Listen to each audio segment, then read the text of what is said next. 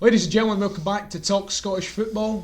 One that I'm not looking forward to hosting today, but we decided we'll get out the road. And then, you know what? One thing I actually need to address was in the last episode. It was just when it was just us. The first one we done with me, kind of 20-minute special here.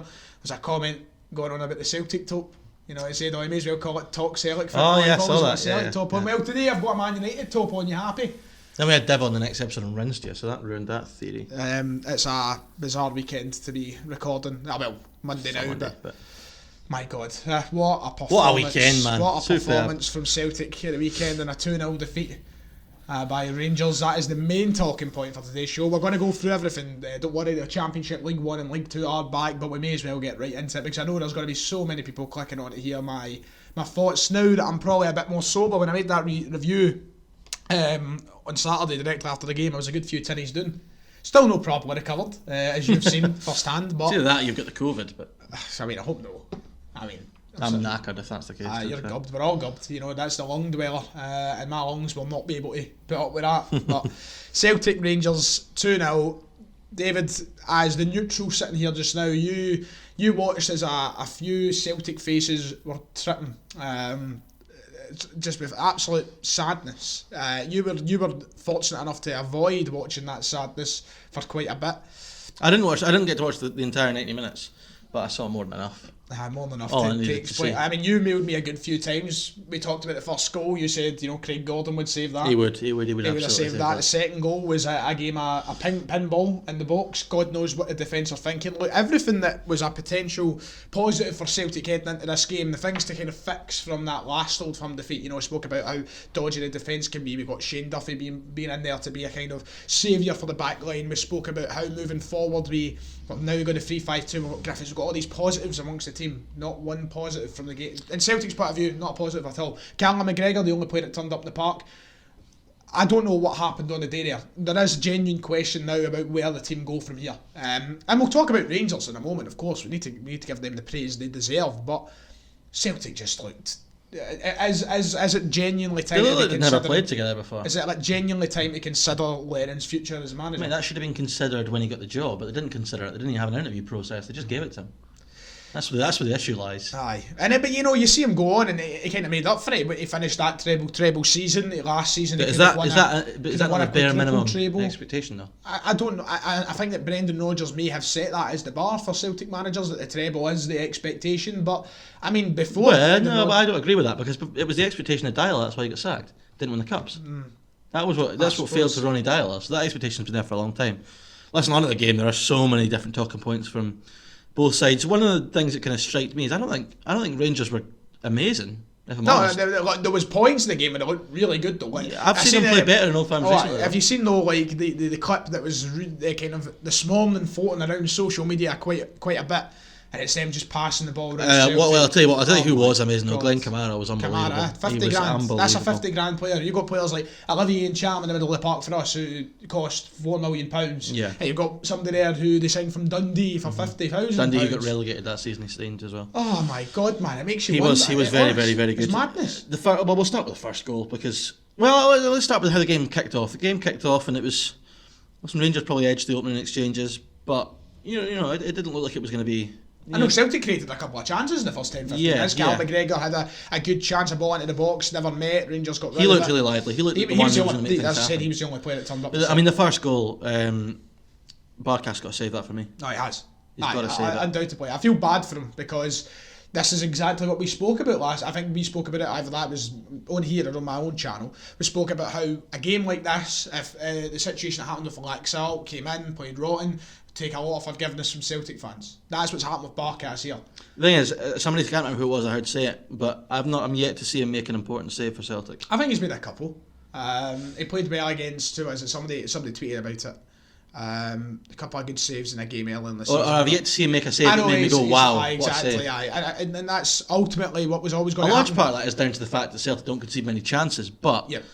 I mean, it's not as if that's what it comes down to. Craig Gordon saves that for me every day of the week. No, probably will. So, yeah, I just that was the striking thing. It's difficult to blame Barkas because the rest of the team were absolutely honking. But Callum McGregor was one that stood out for Celtic, and it's been the case most of the start of the season. He's probably been the one bright spark. You can go, he's really played well this year. And it was the same again, driving forward, looking to make things happen. If El Yunusi scores that in the first half, make it 1 each, might be a different game. If that's a striker up front, he's scoring that. He is putting that in the back of the net. Do you think if it was Edward to the right of him, he'd have squared it rather than Klamala? Because if I'm Klamala, I'm fuming he's not squared that. I don't think he is. I think he's seen that chance to try and chip the keeper on. He's took that for the moment of glory. He's got so much room to get it over as well. And he's just absolutely made a hash of it. Look, if Griffiths, Klamala or Edouard was on the end of that, specifically more Griffiths than Edouard, that's got the back of the net in my opinion. And I still don't understand why he didn't start the game with 2 recognised strikers. And this is the other thing I thought was absolutely barmy, and it's something I've said to you and a couple other people since the game. I look at Celtic and I don't know what their style of play is. I don't know what sort of team they are when they attack. I don't know what they try to do. I don't know what they were trying to do on Saturday. Like, what was their... Not one shot on target, but David. even before that, what was their aim? Like, how were they planning on getting up the pitch and creating chances? Who were they trying to... The amount of times Klamala came deep to pick up the ball.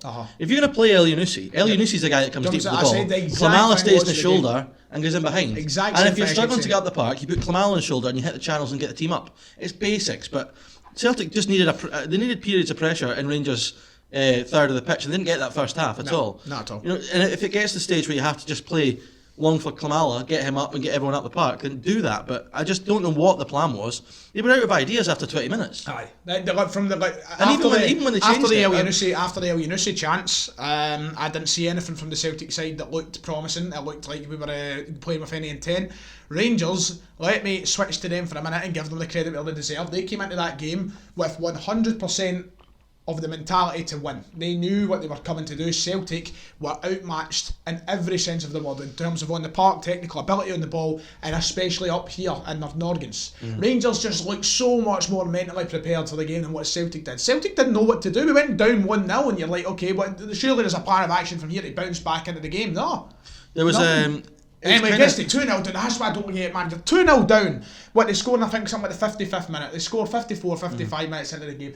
And they go 2-0 down. Celtic are doing 2-0. We didn't move forward with it at all, man. We're still passing it between the feet and the back. The most touches made by Celtic players was the 3 back centre halves. That was the most touches we had in the park. Unless the ball got to McGregor's feet, they weren't driving forward. What was I going to say there? 2-0, and they just do nothing. It's baffling. Yeah, that's what I was thinking. This has just kind of validated everything I've been saying in terms of Rangers and Old Firms. They've, for so long there, for the last 5-6 games, they've had a clear plan, and Celtic haven't been able to cope. Even games Celtic have won, they've not been able to cope with the midfield, especially. The Rangers are just, the intensity is just much more. It seems like they want it more. That's what it came down to me on Saturday. They looked like they wanted it so much more than Celtic did. There was a period of the game where... I think that reflected in not just the players in the park, but even Neil Lennon himself. Every time they kind of switch the cameras over to Lennon in the touchline, and I know it's Lennon's style nowadays is sit in that chair and take his snooze and move on, but he just looked like he knew he was defeated. I think he knew tactically and mentally that the team were beat on the park and off the park, and it reflected in every single camera cut there was between a player in the park and between Neil Lennon and the bench as well. I think that there just looked like to be a severe lack of that. You know, we're meant to be the serial winners. You know, I've called us that. Many people have called us that. Pundits have called us that. Celtic are meant to be those serial winners, and there was no sign of that there on Saturday. Rangers looked like the team who are just off the back of winning 3 straight or 10 straight trophies. I tell you what, it looked to me like Rangers were the team who had a real motivation, something to strive for. Whereas it looked to me like Celtic were a team who, it's weird to say this, but it looked like they were a team feeling the pressure, which is bizarre because that's the one massive compliment you can give from Celtic over the last 5 years is they don't feel the pressure. Even when they get beat, they bounce back. But it looked to me on Saturday, there was a period with Scott Brown, and I think it was the first half or start the second half, where it looked like there was a 5-10 minute period where his plan for the game was try and get Morelos sent off. He just kept trying to niggle at Morelos. That seemed to be the plan. Like, that's what it came to for Celtic. I don't know what else they were trying to do. And even when Ayeti and Griffiths came on, not an awful lot changed for me. Nah, nothing changed. They still didn't really not one thing change how they wanted to play, which I don't know what was in the first place. One really striking comment I saw on Twitter I think it was yesterday, about Steven Gerrard and Neil Lennon. Steven Gerrard has made some really average players into good players. Name one player Neil Lennon's improved at Celtic. Right, you're talking about his first tenure or this tenure. Which player has been there since the start and has got better under his management? Honestly, off the top of my head, that's a hard one, innit? You know, you can't. I suppose. I don't think there's one. Jeremy Frimpong. Yeah, he brought him in though. He did somebody like. Somebody If you look at it for Rodgers. Rangers, you look like Ryan Jackson proved under Steven Gerrard. Yep. There's plenty of them. Glenn Kamara's improved under Steven Gerrard. How much better can the players get than Neil Lennon has? And I'm not saying that's an excuse for the way they've been playing. I'm not saying, but I think that But if you look when Rodgers came in, he made everyone better. But I think he's got the absolute best out of the boys that he left. I think that it's hard. You don't think Lennon could have got more out of this group of players?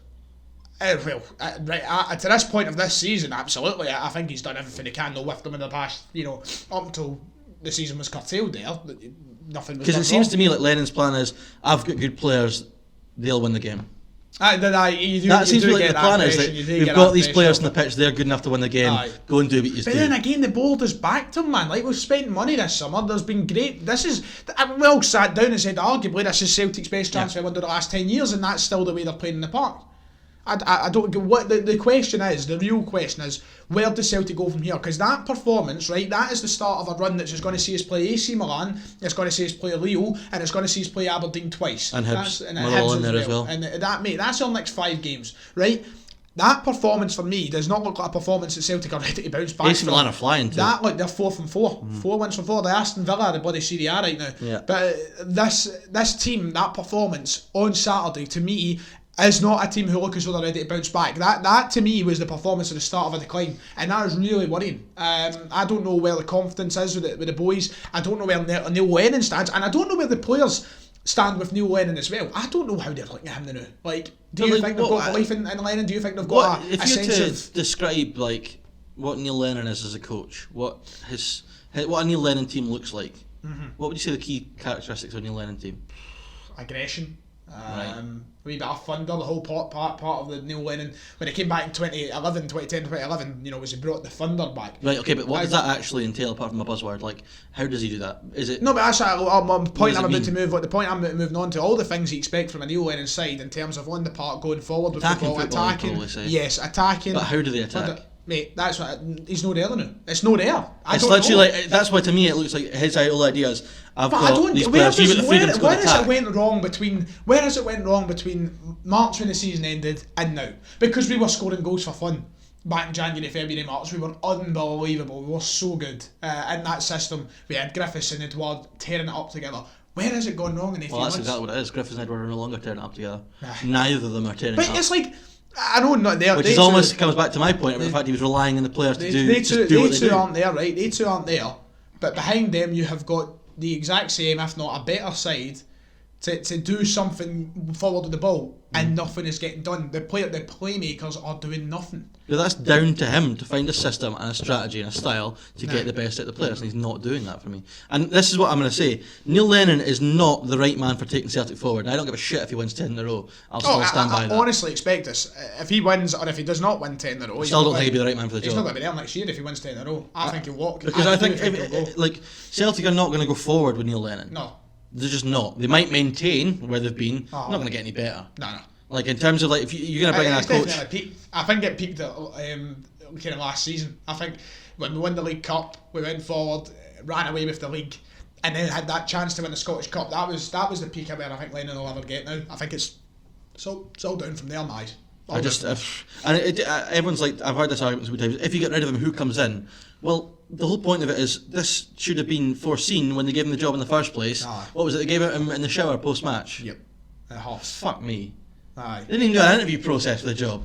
The biggest appointment in Celtic's history. They didn't even do an interview process. If you dig deep and hard and long enough, you will find my tweet post Scott. This might be one of the happiest days of my life. This is maybe me out celebrating a treble for God's sake, right? And the exact tweet I put up is, now that Neil Lennon's got the job, he can kiss 10 in a row, bye. I did not have an ounce of faith in him. And then he proved me wrong last year, and now I stick by him and I want him to do well. But I still want to tell you, who does actually lead us forward from here? If he was to get sacked today, if it was to come out from Peter Law and the Celtic board that Lennon has been sacked today, who genuinely is taking over that job? People are sitting shouting Eddie Howe. It's not going to be Eddie Howe. It's not going to be Eddie Howe. It's not. It wasn't going to be Brendan Rodgers. First of all, Brendan Rodgers' profile at the time he was appointed was higher than Eddie Howe's profile. Have you ever heard the story about Eddie Howe? No. Apparently he's homesick, like a lot. So he managed the majority of his career in Bournemouth. He's a South Coast boy. Ex-Southampton manager. He's a South Coast boy. He managed Burnley for about 3 months, and apparently the reason that he left, got sacked, whatever the hell happened was down to homesickness. He was too far away from the south coast. Apparently that's the truth. This is what I've read before. This was young ago. This was well before Lennon was getting told about getting sacked and all this. This was a lot ago. Eddie Howe's not going to come to Celtic. Not a chance. No way. He's waiting for a Premier League job to open up. If, in all honesty, Brendan Rodgers was a higher profile appointment than Eddie Howe would have been. In all honesty, though. Do you not agree with that? Brendan Rodgers was a higher profile. Definitely. So why wouldn't Eddie Howe come? Because Eddie Howe was sitting waiting for a Premier League job. But you said that everyone said the same about Rodgers. Celtic fan, but Rodgers a Celtic fan. But it's not. The thing is, if Celtic fans want Lennon to go, it's not Celtic fans' job to find a replacement. I think there is made of it. Right, I got two bunch of comments on my video about the game the other day, and I said, who's actually going to lead this? And the two key guys, the two main guys who were shouted forward were Eddie Howe and Gordon Strachan. I honestly believe Gordon Strachan has got more of a chance of being the next Celtic manager than Eddie Howe. Genuinely, I don't know why Eddie Howe would look at the position that Celtic are in right now and see interest. Also, I'm not actually sitting here saying he's the guy, because I'm not entirely sure he would be. Aye. But there are a whole host of managers. It doesn't have to be somebody who's not got a club, by the way. That's not. It doesn't have Rafa to be. Benitez, I suppose, still another shout as well. Apparently there was interest from. I don't think he'll go anyway. I don't think Lennon's going to get sacked.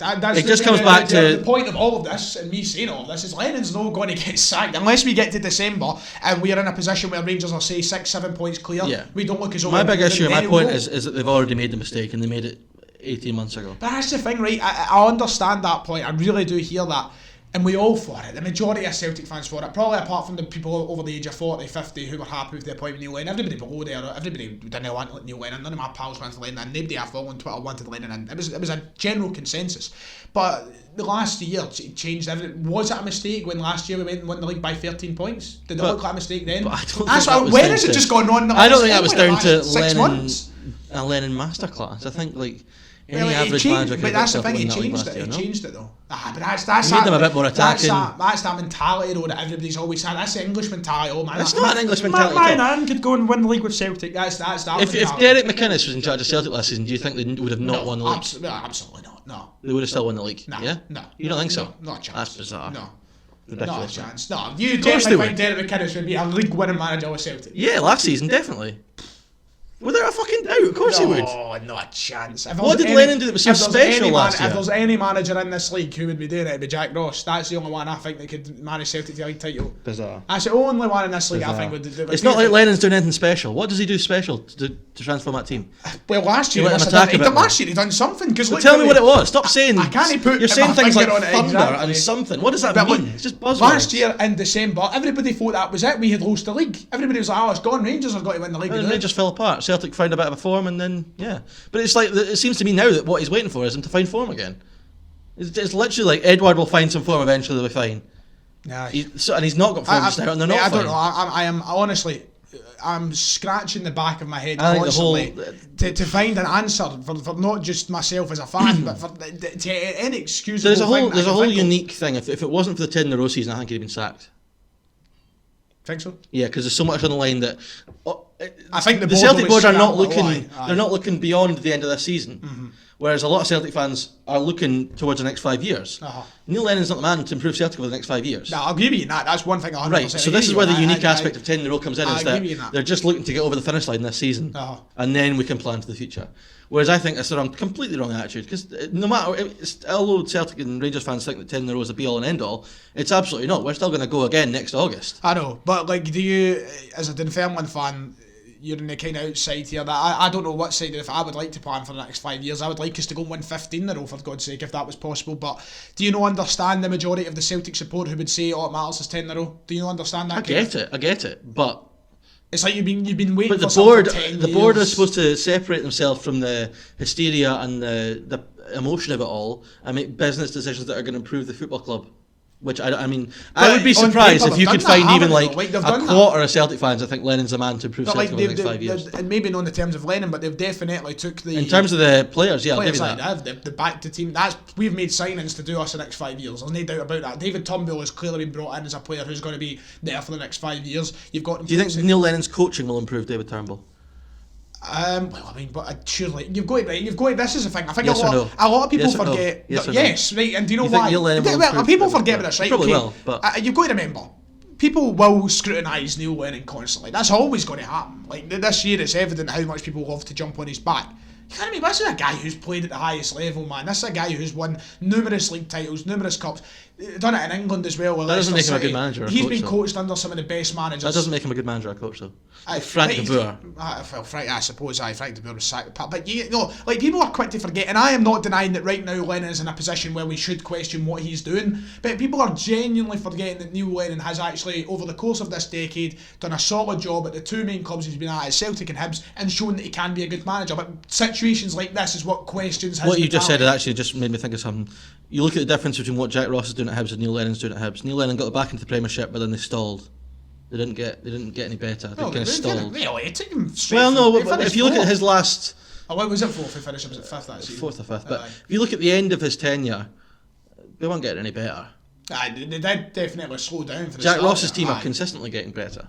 Aye, well, but for what Lennon worked with at the time and what he was given to do, I think he'd done a good job with him. So I think is Jack until Ross's that squad season much he was better? sacked, until he was definitely he's brought in the likes of Nisbet. But that wasn't like it was big money he was given to bring in like Nisbet, was it? he's brought in Nisbet. That was 250k though. Lennon would have spent a lot more money on players than that. I mean, I suppose Canberra cost him a fair bit, didn't he? What was Canberra's transfer fee? I don't know. Listen, my view on it will not change. That I don't think he's the right man for Celtic. I think there's a lot of Celtic fans that will agree with this. I'll probably get slagged in the comments. For as much as I have rambled and tried to justify a lot of the points I'm making, I think ultimately I'm just in a position in my head where it's all getting to sort of, I don't even know the word to describe it all. It's like it's such a panic that you don't know what is the best decision. Is the best decision to move on the manager and get someone else in, or is it best to just keep some faith in him? I don't know where I stand just now. Judging off that performance on Saturday, if I see more of that, I'll be down there with my Lennon out banners for God's sake. But this is my thing. You've seen it for the past 4 out of the last 5 Old Firm games. 4 out of 5 out of the last 6. And it comes down to as well what I say in my words when we done the podcast with Div last week. And it's shown that last season, but this season I don't think these games will affect whoever wins the title. Whoever wins the title, be it Celtic or Rangers, will say again with more than 6 points. And this is where Celtic's. 6 points. You got to take the positives from a Celtic fan point of view. Is that you can trust the team to go and put together a run in domestic football that will get them up there regardless of what happens. You're right on that.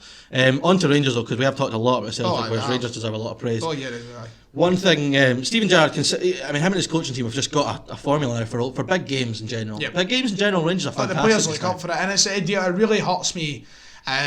Because the amount of times that I go on YouTube and I come in these podcasts and I say Celtic on paper have got a better. You even look depressed just now. I know. It's like just talking about it. It's just horrendous.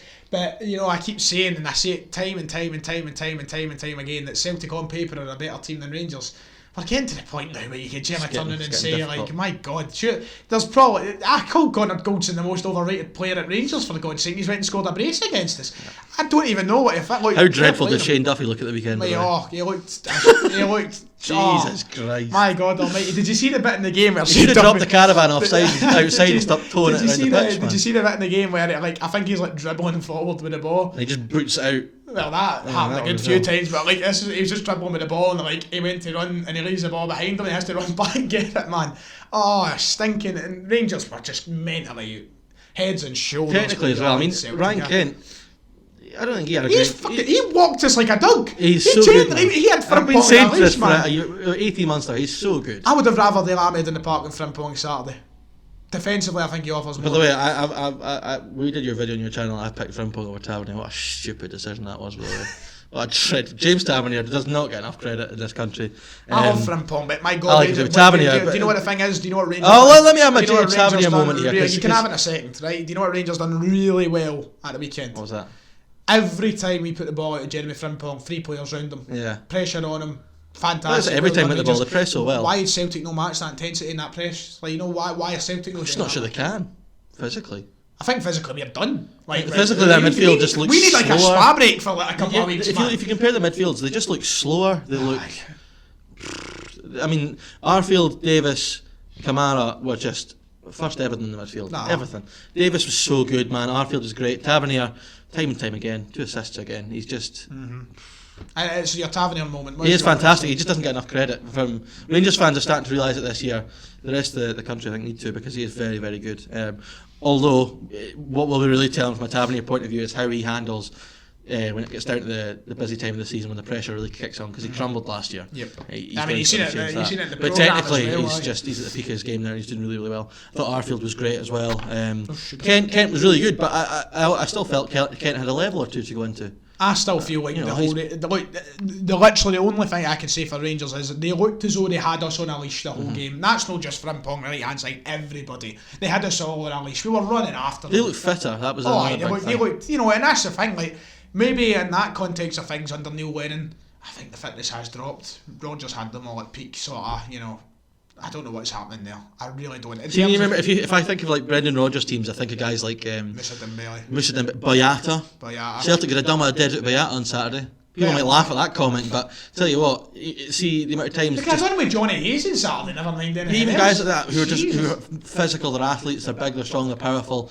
Celtic look just weak all over the park. Guys like Armstrong, powerful runners in the middle. It's just all over the park. It was just the annoying thing is we have got those players. Technically, yeah, but but no showing it. And this is another thing. Do we think that Celtic would have won that game if they had beat on Elhamed and Christie? I don't. If I'm honest, I don't think those three would have changed. Rangers were miles beyond this, man. We were off the pace. They had everything. They had the key buzzwords of they had something. They definitely missed Edward, though. I have to say, Edward was a miss, regardless of his form. And I think he would have Griffiths started the game as well. In all honesty, but did he do an awful lot when he came on? But I'm not. I feel like that was down to. I feel tactically. Just again, when Lennon brought him onto the game. I think that the game was already gone, and I think everybody knew that, and there was nothing there for Griffiths to. Griffiths had that one chance where he took it around McGregor. Probably should have had a pop at it when the ball came to him at first, but he ended up taking it around McGregor and trying to square it, and McGregor was there to gobble it up. Look, Rangers were fantastic at the weekend, and let's not take that away from them. Let's let Rangers fans enjoy their time, because you know what, over the next few weeks they're going to have that lined in the table. There's a few of them that are going to be absolutely gutted though, because you haven't given them a soundbite here. You haven't given them a TikTok, I don't think. I know. Well, I don't have a TikTok to get. What can I say? Views, man. Think of the views. What can I generally turn around and say? I feel cheeky for saying stuff like, I don't know. I'd feel like a place for saying any Rangers player is overrated, or if any player got in at Celtic. Look, they were all laughing at me at the start of the season for saying the Rangers player gets in the Celtic start 11, and now I've got to kind of. I said Barisic, right? I said Barisic, but now I look at it and I go, fuck me. Barisic, yeah, no, it's just. Me. Now I look at it and go, who doesn't he get in the Celtic? What Celtic player gets the Rangers team? Mate, honestly, it's so frustrating that. Oh man. We need to move. Let's move on, because we've covered that an awful lot. Look, we've balanced let me just address the camera very quickly. Very quickly. Our time will come. That'll do. Oh, jeez. I hope we get the balance right of criticising Celtic and praising Rangers. I know. I feel like there was a lot of criticising Celtic, but it had to be done, man. But again, I think the biggest compliment I can give to Rangers is I still think they can do better than that. I think they can play better than that. And what we know is Celtic can do better. Oh, of course they can. But I think Rangers were good, but I still had another level. That's the biggest compliment I think you can pay to them. From Saturday, let's move on to the 3 o'clocks in the Premiership on Saturday. As you said, David, Saturday 3 o'clocks. Then can we kick off? We've already went for half an hour, so we need to kind of. Can we kick off at Hamilton, because what a game! We're calling that a stinker. Yeah. I was saying that was going to be a stinker. My goodness, God Almighty, Stevie May getting 2 goals. What's happening in the world there? I mean, if you're a St Johnstone fan, you're happy this weekend anyway. And is that? 22 shots created. Hamilton have got to be worried. Hamilton are down, man. Oh, Hamilton have got to be worried. I mean, they're rock bottom of the table right now. They're down. There's no way of staying up. St Mirren are similar situation, but Hamilton, I think. St Mirren have got enough in that team, and they've got a better manager for me to stay up. But Hamilton are down, and even if they don't go down automatically, the playoffs will take them. I don't see how Hamilton stay up this season. They're just defensively an absolute shambles. 11 goals scored, 21 goals. See when you think about Hamilton teams over the last 10 years when they've been in the Premiership or whatever, they've got enough at the back line to frustrate teams and nick a goal in the break. They're scoring goals. Yep. Yeah, they've got no problem scoring goals just now, but they can't defend to save themselves. Conceding 5 goals at home. Conceding 5 goals at home to Celtic and Rangers is disappointing. No. Conceding 5 goals at home at St Johnstone is fucking horrific. That's embarrassing. That's very embarrassing. St Johnstone, who by the way have hardly started well this season. They've been poor. I mean, people are sitting talking about their chance of survival this year, and if they pull out results against Hamilton like that, there's no denying he'll stay up. Look, Brian Rice is in a situation now where I think he's someone who's got about maybe a month to save his job. Yeah, he's I think he has. I don't know, once again, the same situation with Celtic. Who do they come calling for to take them forward this year? Anyone. Probably a few more names. I mean, they could go down the leagues and get. Go down the leagues. Look, I could generally, I would be confident turning to Paul Hartley of Cove Rangers to come and take care of Hamlin. You don't remember Paul Hartley at Dundee, no? I thought he was alright for a wee bit, and then he just went. Like, he actually did start quite decent. I don't even think Paul Hartley would leave Cove. No, that's what I'm saying. But they could go as far down the leagues as that and get a manager from there, and I think they'd do a better job than what Brian Rice. I remember the stick Martin Canning got when he was at Hamilton, and I don't remember his team's ever been as bad as Hamilton have been this season. That's another man they could call back to the job. Martin Canning. The thing is, and Brian Rice is not taking criticism well, as we've noticed. A lot of actually every Hamilton fan I've seen is fuming and what's red. How many Hamilton fans? See, you go on the Hamilton Twitter page recently. They're very active. They're very, very fiery. Now that they're not in the stadium, they've found a voice all of a sudden. So. I don't know. Yeah, they want red, and I'm not even going to respond to that garbage patter he just chucked in there. Yeah, it's just dreadful. It's funny. I mean, for Livingston, I'll take it, but so yeah. Who are we bigging up Scottish football here? I'm glad you enjoy. Yeah, for Saints, big result. Callum Davidson will be delighted. A couple of stinkers, maybe not stinkers, but games I didn't expect to be 0-0. Aberdeen, Dundee United. I did not expect that to be 0-0. Aberdeen, though, I mean, pumped them for the large part. I thought this was going to be a 3-0 Aberdeen win. I predicted. Well, to be fair, if you look at the pattern of the game, it could have been. They had chances galore. They had most of the ball. I think they'll be incredibly disappointed. Mickey Mellon will be happy he got a clean sheet though. Yeah, I think Mickey Mellon. For Mickey Mellon, I think this is as positive a result as they could have got. He's another one who's come under a little bit of pressure in the past week. But look, I'll tell you what, there was no chance Dundee United beating Aberdeen. Absolutely no chance. There was none. How? Not a slim. They've kept Aberdeen out. All they needed was a chance for Shankland to win it. And going into the game, I mean, obviously, before the game, I would have bet you £750,000 that Dundee United would not have beat Aberdeen. That's that Ryan Romney YouTube money coming in, folks. Yep. I would have bet you that much money that they would not have won the game at the weekend, and I think a 0-0 draw is something they can walk away very, very happy with. They'll be very, very happy. They'll be satisfied with it because it's a good point. Well, it keeps them in the top six, though. It keeps them in the top six. That's exactly what they want to be coming in. And ultimately, Dundee United have got no more expectation than 6th place this season, I don't think. And Aberdeen will be happy, relieved that they've dropped points, but so have Hibs. They've dropped points up and Dingwall, despite the fact that Ross Kent went down to 10 men for the last 10, but... I mean, 27 shots. I know, it's like Hibs are going to be gutted. They were kicking 27 shots. Where is that clinical side in Nisbet, man? Where is it in a game like that? It's just pretty much the top goal scorer, mate. Where was it in that game though? Where was it? I know that I'm joking. I'm not going to start doubting Big Niz.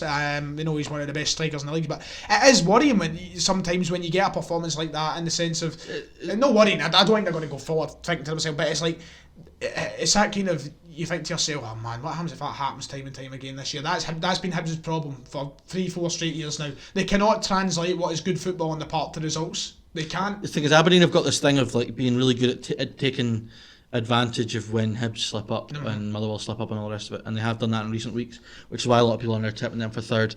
Hibs need to find that sort of formula of, games like that, Jack Ross is going to say to his players, listen, you've got to win that. You got to Dingle, you've got to win. That's what I'm saying. That has been Hibs' problem for the last 3-4 years. I mean, they should be competing for a third place spot in the table. They haven't got it because games like that and chances wasted come back to bite them. And it doesn't just happen once or twice over the course of a season. It happens, 8-9 times. It happens quite often. They slip up big, and it's irritating. I see what game you've got up next, Livy. Yeah, one Kilmarnock 3. This is the final game of the weekend. It shouldn't have been though. St Mirren with a positive COVID test. Their game against Motherwell got cancelled. Yep. It's just a bit of a farce, this getting, isn't it? But it's just going to be a running theme throughout the season. This will happen. I mean, surely there's going to be a couple of questions asked as to why St Mirren keep falling foul of this. I know it's. I understand some of the players stay together, which makes it difficult. Well, but then they're all supposed to be in the same bubble anyway. So as long as they're not breaking it, they should be. But that's generally all it takes is you go to a supermarket and that's you. Yeah, that's generally you can get it. I've seen it in our work. A few people have dropped dead weight now, and that's it. All it takes is you going. Actually, people died. No. Actually, sensitive subject, mate. Don't be joking. But a few people. You're right there. Yeah, mate. But listen, that game got cancelled. But let's talk about Kilmarnock. Wow, fair play, Alex. I love. Mate, what's happening now? I really like Alex actually happening. I just think he's. I think he's a really good manager. But listen, after everything they've been through for the past... Would you say he could carry Celtic to... Oh, without a doubt. Piece of cake for big Alex Dyer. For everything that's happened to them in the last 14 days, all the players got out... Your mob pumped them. Yeah. But even then, I think they had a day's training before this game. To go to Livy, which is difficult at the best of times, and get the 3 points, 3 goals... delighted. Chris Burke on the score sheet Chris again. Burke, he's flying. Be it a penalty or not. But just if you're Alex Dyer, you've got to be so happy with the character of your players. After having been through to come back and get a win. Gary Holt, again, Livy's spluttering start to the season continues. But Kelly have, after a tough start, because remember there was a few calling for Alex Dyer's head really early on, are now in a position where they're looking okay. So he'll be hopeful that his side can push top 6 this season and get a place up there. Well, the way they're playing now, I don't see any reason why they can't. Their form has been some of the best in the league at the minute. I really like the way Kilmarnock play. I think that it's fascinating to watch a team who, under Stevie Clarke, were the most defensive team in the league and probably the best defensive team in the league at one point. I find it fascinating how they've went from that to being a team who can play some lovely free flowing attack. They're now the second form team in the table. 4 wins out of the last 5. But you just look at them moving forward, man. It's beautiful sometimes. So I've said it before. I really like the way they set up. You've got wingers that can create. Burke and Kelty who've got goals in them. So again on Saturday, both on the score sheet. Big Kabamba up front didn't score on Saturday. But and that's again, the thing. You talk about the front three there, and you talk about Kelty and Burke being out wide. It's madness that when you look on their bench, they've still got players like Rory McKenzie to come on, and these are players who can also come on. And the thing is, they've got that strength in the middle as well. They've got Dicker, Power, Tishbola, all are good, strong players. Brophy coming off the bench that can get you a goal as well. That's a good team. They're looking really decent. Malumbu's there as well now. He can't even get the team since he signed. It's madness how well they are playing at the minute. And that's a credit to Alex Dyer, because I think he was this away from the side, man. He was. I remember we were doing the streams at the start with Kelly fans in the chat who were determined to get rid of him. I think that comes down to a little bit of the he's not Steve Clarke factor. Aye. And when you've had Fraser Foster factor. And Motherwell are getting that a bit this season, where they hit the heights last season that they're expecting to do it again, whereas it's just not sometimes feasible. But listen, Kelly will have to be very, very happy with their weekend's Scottish Championship. Let's move on to the best league in world football. Let's start with the game that we watched together on Friday night. Let's talk about Hearts and Dundee. The Jam Tarts. The Jam Tarts. Oh, mate. Oh my God Almighty, Dundee. They're dreadful, aren't they? What were you actually watching when we were sitting there? And the worst part was we sat down and I said I fancy Dundee. Sat down and I said I fancy Dundee. I've been quite vocal on the fact that I don't think Charlie Adams is going to do that well this season. He was very good on Friday night, and see if it wasn't for Charlie Adams. Apart from that one part of the game where he was like trying to chase the defender. He just gave up, didn't he? But listen, I mean, you saw that goal he scored. That's a signal of what he's got. But they are just dreadful at the back. Forster and McGee were hopeless last season. Jack Hamilton was hopeless last season, hopeless again. Ashcroft was okay for Dunfermline last season. Dundee fans thought he was going to be the guy that solved their defensive issues. Dunfermline fans laughed at that a little bit. And, he's not going to single-handedly solve their issues. No. They're trying to play 3 at the back.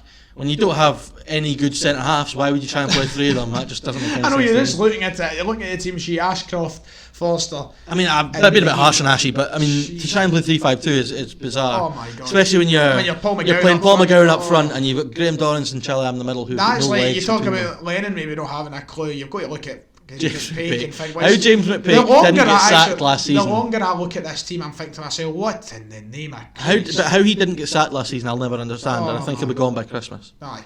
Hearts were decent. I thought Hearts were really good. I like the boy Janelli on the wing. He's really good, direct, pace running, good end product as well. Boyce will score goals. Lots to be positive about. Look, they're able to bring on Andy Halliday. I mean, that's just a proof of how good their squad is. They will win loads of games this season. Loads of games. They'll probably win the league. Do you know who I thought looked good? I thought Ollie Lee looked decent. Yeah, he did look good as well. I have to say that. Andy Irving in midfield looked decent as well. Backline looked okay. Conceded 2 goals, I know, but I mean they looked okay. Craig Gordon as well, a couple of decent saves. Hearts looked really good, man. But a lot of people have said Hearts were amazing. I don't think they were amazing. No, I think there's a lot more for Hearts. Yeah, I still think despite scoring 6 goals, there's a lot more for them to come. Yeah, I still think that as well. Which maybe is a source of worry for the other Championship teams, that if they really do hit the high notes, they'll smash the league. But on to Saturday, we'll leave the best game till last. We'll start with red cards all over the shop on Saturday. Let's go to Greenock Morton Alloa. I don't think you probably haven't seen this, but Josh McPake gets sent off for Morton. Morton managing Dundee one night, playing for Morton. No, Josh McPake. I'm joking. That's bad part, man. They've got different names. It doesn't even make sense. I know. It was meant to be a play on. It's fine. The surnames, yeah. No, it was maybe a play on my little knowledge of Scottish Championship football, but. So Morton, a decent win for them, but Josh McPake got sent off 2 bookings. The second one he got booked for diving, just never a dive because it's so blatantly fouled, and the referee sent him off. I can't remember. I think it was Alan Newlands was the ref. It was a shocking decision. Morton are a team who I've no idea what to expect from them this season, because they're always there or thereabouts in terms of like mid-table. They get to the point where last season they started dreadfully. Everyone thought Hopkins I feel like they've was not sacked. been at the best in a good while now. Like I remember, it was 2015, somewhat time like that. They looked really good. Yeah, their fans will hope they can push playoffs. I don't think they've got the squad to do it, to be honest. Alloa, yeah, I mean, it's not Alloa like. Well, they're probably not the Hamilton, because I think they're we'll go with that. They're the Hamilton of the Championship, and everyone probably expects them to go down, but I think they'll probably survive. Good start from Morton. There's one thing in life that I can't find more terrifying than an empty Capello. It must just be a grim sight. Capello's a grim sight at the best of times. Exactly. Although it's kind of got that sort of proper dingy romantic Scottish football charm about it. It's got the charm about it of just okay, I get what you're saying. A dingy old crowd. On to Ayr against Queen of the South. Did you see the video of Stephen Dobie? No, I didn't. Taking the penalty. No. So there was a congregation of Ayr fans that had arrived and like pitched himself over the back of the terrace and looking down. They could see the whole game perfectly. Stephen Dobie was taking a penalty, and all you can hear from the Ayr fans is Stephen Dobie's got a wee bobby. It's amazing, man. You just hear everyone in the press box or whatever pissing themselves. And Dobie takes a penalty, slots it out, he gives him the shoosh. It was very, very good. Peak Scottish football. If anyone hasn't seen that, go and watch Shame that they got video. beat, It's amazing. Shame they did get beat, but Queen's travelled with no backroom staff. All the backroom staff were isolating. Every single one of them. So Stephen Dobie and Willie Gibson took the team. Yeah, even the manager. They were all isolating. Deary me. So they went there with no management team and only got beat 2-1. Yeah, when did you get his statue? I seen it before. Who, Stephen Dobie? Yeah, I mean... He needs one. What a player, man. Been a player been there for years now. But no, very good for Ayr. 2 goals from Michael Miller as well. Will Ayr continue to kind of push that envelope? Listen, they'll be trying to get the playoffs. Do you think so? Yeah, they'll be the... I mean, it's one of those ones that's seen out the game well, because you look, they were up 2-0 for the large portion of the game, about 70 minutes of it. And then you look at Queen of the South scoring late on, they had far more chances than Ayr. They were pushing Ayr. Until they held on. It's a kind of situation which Ayr was a funny one though, because I think like they've added Bruce Anderson, Tom Walsh, who I think will do really, really well for them. But having lost Alan Forrest, and who else have they lost? Stephen Kelly. They're going to kind of struggle, I think, a little bit. I don't think they'll be as good as they were last year. I like Mark Kerr. I really like Mark Kerr. I think he's a good coach. But I've said it a lot. I think the top 4 in the Championship looks pretty nailed on to me, if I'm honest. But a good return for Rafe. What a result for Rafe, man. What a result. Arbroath were so good defensively last season. So good. They were just... Everyone talked about how good they were at the back, and then they go and concede Rafe. 3 to Rafe. And Rafe missed a penalty as well, mind. So. Yeah, so... listen... good result for Raith. They're another team who haven't been in League One, despite the fact they probably should be in the Championship. If you look at the club that they are and how they've done over the last sort of 10-15 years, they're going to hope there'll be fans there that will hope and they can push to the playoffs as well. They've got every chance of pushing mid-table and maybe to that 4th spot. Don't know if they'll do it, but yes, they couldn't hope for a better start.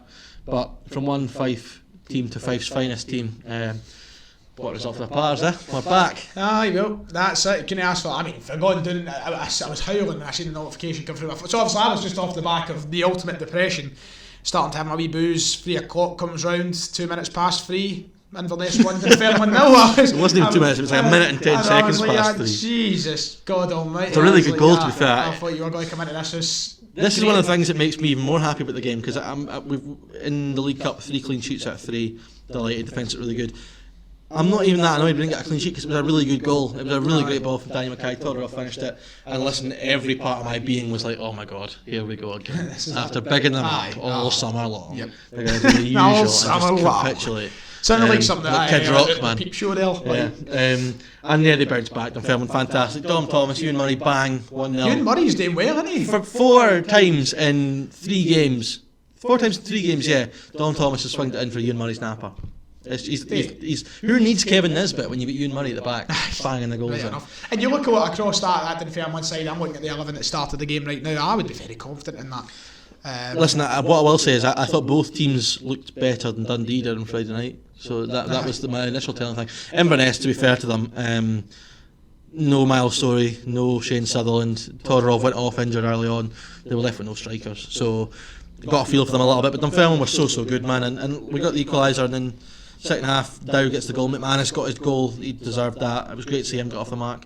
And look, my most positive thing was, though, I still think that we've got a lot a lot more to go into. So yeah, this has done nothing to derail my confidence. We're absolutely going up. It's amazing. You'll have to hear it, mate. I mean, I'm personally annoyed that you're more happy this weekend than what I was, but there's not much else to talk about in the Championship. League One. We'll go through League 1 and 2. We'll pick a few select results. Well, so I don't think there's many. I'll fly through it. What I'm going to do is I'm going to take this through the results and we'll go through some talking points. I'm going to come to you. I'm going to go through results one by one. Then I'll ask what you think your top point of the week was. But right, we'll get through it. So Clyde 1, Partick Thistle 0. Superb, by the way. Absolutely superb.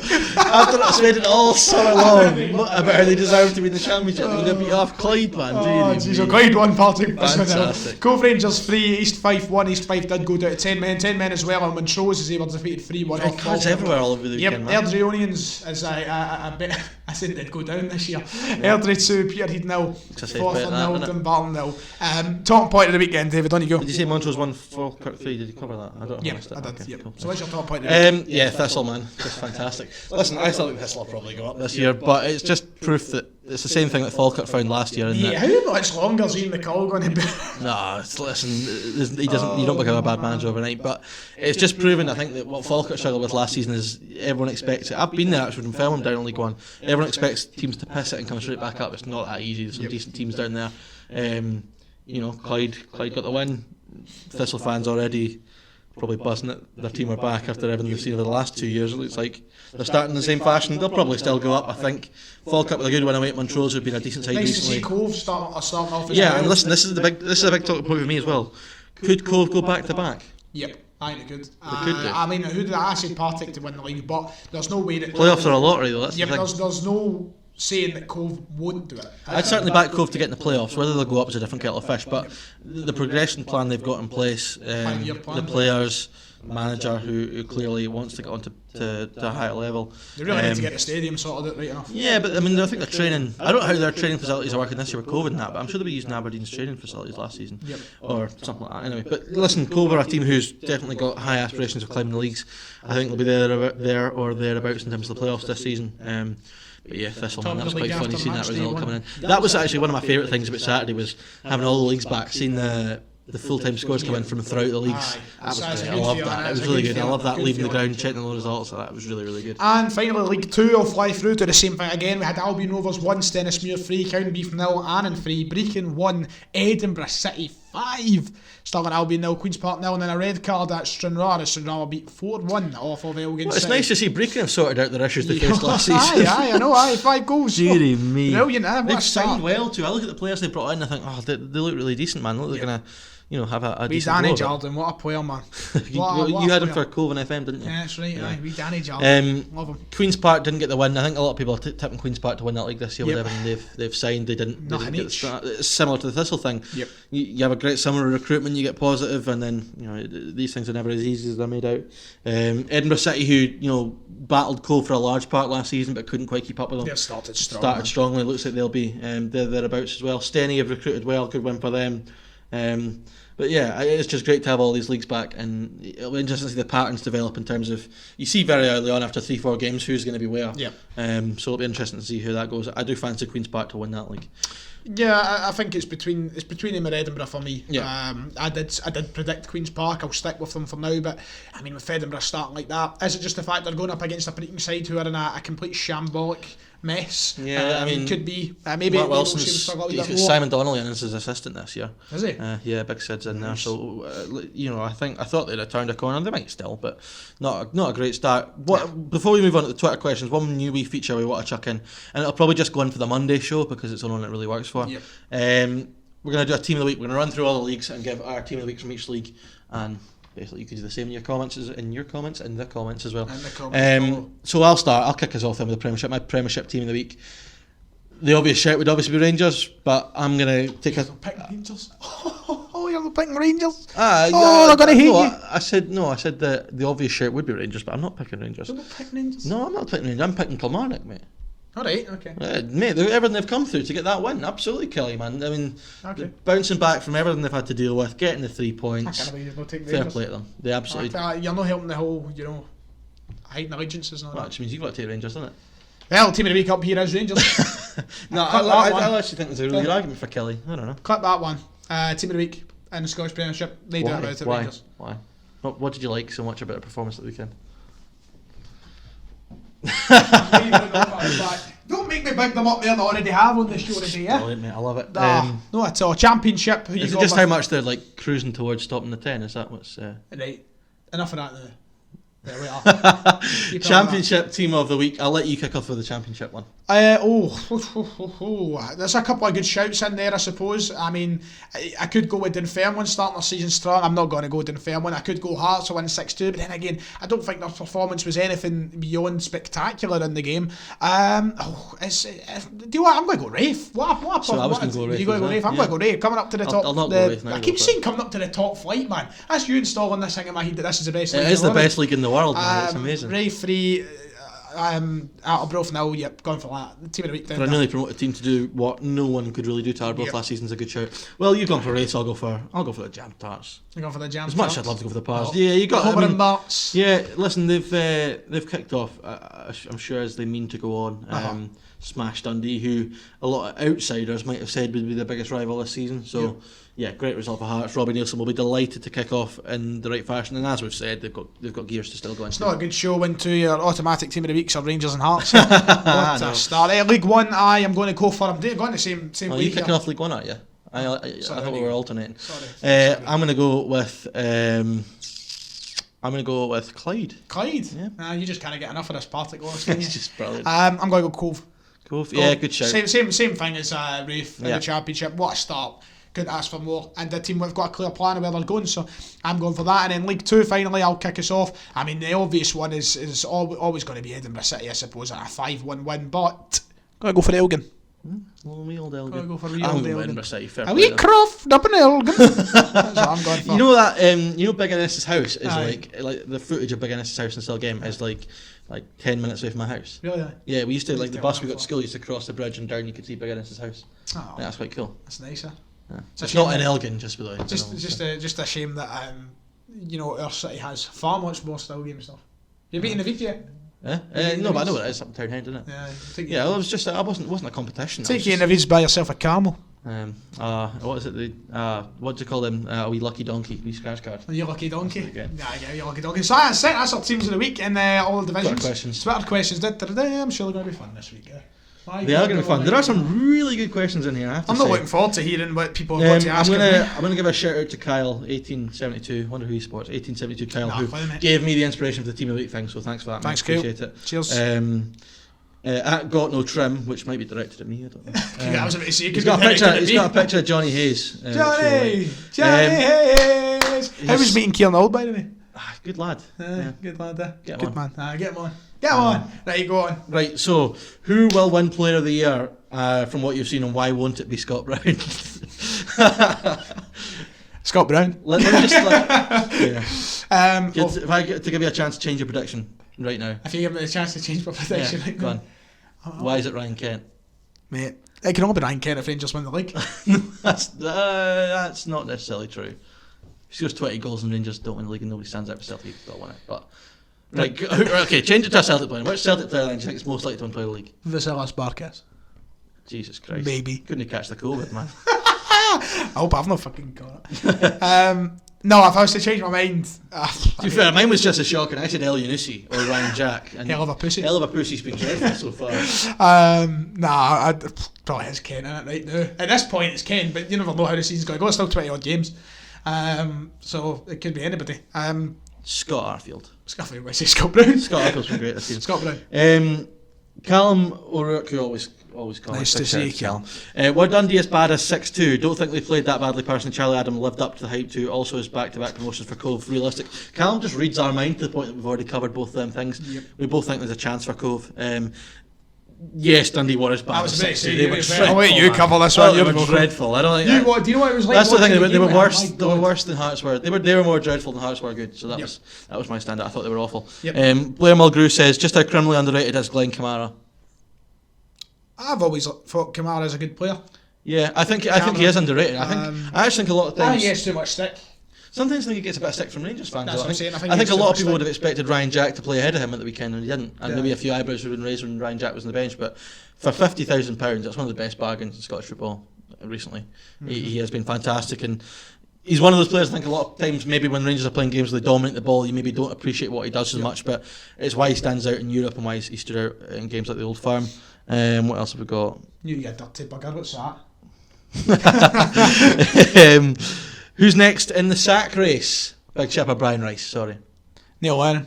You wish. No, I am. I can't see anyone else other than Big Chipper. It's got to be Big Chipper, surely. Yeah, you'd have thought so. He's in big trouble. I mean, it's him or Goodwin. They're the next manager to get sacked. It's him or Goodwin. If Neil Lennon was to leave tomorrow, right, and you could have any manager In the world. well, not in the world, but someone who you think Celtic could realistically, somebody who might be in a job now, but you think they could realistically get.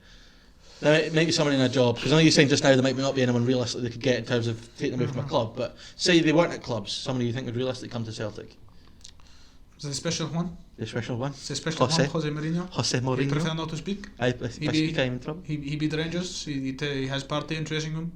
And he slapped Scott Brown. What was the name of the guy that was he like the Salzburg manager or something? Marco Rose. Yeah, he was he's the at one, Gladbach. wasn't He's at Gladbach. Was he? But there was not a time where he was kind of he was favourite. available. He was so there was that kind of. So that for me would have been a plan for the future. Between the February departure of Brendan Rodgers to the end of the season, he was available. Marco Rose was still at Salzburg with the intention to move on. Yeah.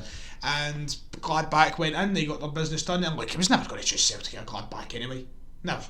He's no turning down a top 6 club in the Bundesliga. But I mean, that's one of those though. Never maybe if we made maybe if we made an enticing enough offer, it could have happened. But if I was to pick anybody that wasn't the special one, I mean, he was linked heavily. He's not realistic though. Rafa Benitez. Okay, fair enough. Yeah, that's a defensive appointment though. No, he's a defensive coach, Rafa. Suppose that's a job though. He would definitely do a job. If he gets 10 out of the row at the line, I don't think that by any means is planning for the future either. I think he's only got a few years left as a manager, surely. Maybe. I'd take Rafa. Joe asks how will the Old Firm during Europe this week. Joe, we will have a specific podcast talking about that this week. So yeah, keep tuned in for that. Yeah, a lot of questions about the Celtic new manager. Aaron asks, is there any realistic way Hearts can be stopped this season? Yes, there is, by Stevie Crawford's past promotion party bus Choo Choo. Actually, buses don't go Choo Choo. Choo-choo's a fucking train. What the clown man. Oh, Choo Choo. I want to say Choo Choo all the way. I don't know why, but it's not a bus that goes Choo Choo. Just wanted to walk into this on Saturday. Choo Choo. It's Stevie's past promotion party train. But yes, the parts are going up, mate. Just get on board or just get left behind, you know. Yeah. But yeah, I think the only realistic way Hearts will not win the league is if they screw it for themselves. Yes. They're going to get themselves to beat. And I think that just about wraps us up. That's it for Total Scottish Football episode number 32 then. A one that I have not been looking forward to doing, but have to get it done and have to get it out of the way. And I'm sure that the next time we come on, I'll be in a much happier and more physically healthy state. I am still recovering. I don't know when that full recovery will come about, but hopefully we'll be I came in here on Saturday with singing the Penny Arcade, not even joking. Away you in. That tune, by the way, innit? Like some Roy Orbison. Bye.